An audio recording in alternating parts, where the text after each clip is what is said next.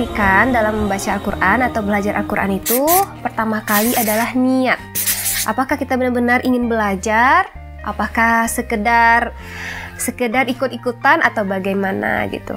Jadi teman-teman, luruskan niat kita dulu dan diiringi dengan komitmen dalam belajar membaca Al-Quran gitu, atau mempelajari Al-Quran sesuai dengan hadisnya, innamal a'malu binniyat. Sesungguhnya semua ibadah itu tergantung pada niat kita. Ibarat kita mengirim surat, jika kita salah tulis alamat, maka tujuan alamatnya juga akan salah.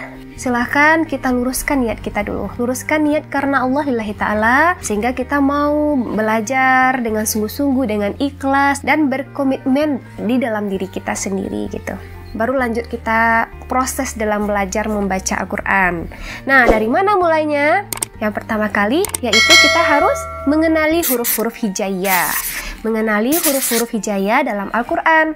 Huruf hijaiyah ini merupakan ejaan dalam bahasa Arab. Ada huruf hijaiyah. Kalau di bahasa Indonesia ada huruf abjad, kan A, B, C, D, dan seterusnya. Nah, kemudian udah kenal nih, udah kita pelajari, masuk ke dalam tahap ketiga.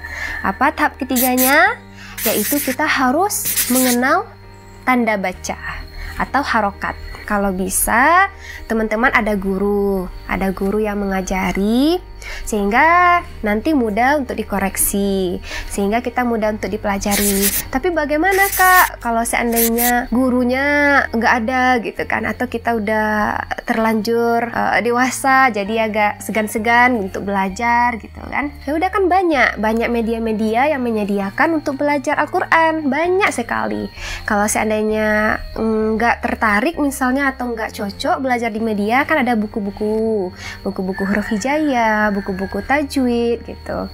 Jadi nanti teman-teman kalau ada yang sepaham sama teman-temannya gitu kan bisa saling berbagi, saling menyimak kayak gitu. Jadi bagaimana tahap selanjutnya? Yaitu kita harus mengenal bacaan tajwid. Bacaan tajwid itu ada yang izhar, dibaca jelas, idgham, dibaca dengung gitu kan, ikhfa, dibaca samar gitu, dan banyak ilmu-ilmu tajwid lainnya. Nah, nanti kan banyak tuh buku tajwid juga ada, kemudian di media yang menyediakan konten-konten belajar Al-Quran juga ada. Silahkan teman pelajari, dari guru juga bisa kayak gitu. Caranya didengar, kemudian dicobakan, diperhatikan gitu. Nanti untuk belajar khusus tentang tajwid akan kita sharing lagi di video selanjutnya, insya Allah. Tahap berikutnya ada pada diri kita, yaitu latihan dan praktek. Latihan dengan konsisten, praktikkan sendiri, praktekkan setelah mendapatkan ilmu. Kalau seandainya kita belajar dengan guru, latihan dengan rajin. Kalau dengan guru pasti dikoreksi kalau salah. Kalau udah ada kesungguhan hati, insya Allah Allah akan bantu kita. Kalau nggak ada guru untuk mengkoreksi, kan ada teman, ada saudara gitu. Pelajari, kemudian kita baca, kemudian kita dengar ayat yang sama. Kan kita bisa koreksi tuh dari bacaan orang yang lebih mahir daripada kita gitu. Kita sama-sama belajar. Tahap terakhir adalah sabar. Jadi itulah tahap-tahap kita, bagaimana tips atau langkah kita agar kita dapat belajar membaca Al-Quran itu dengan benar, tepat, dan cepat bagi pemula ya.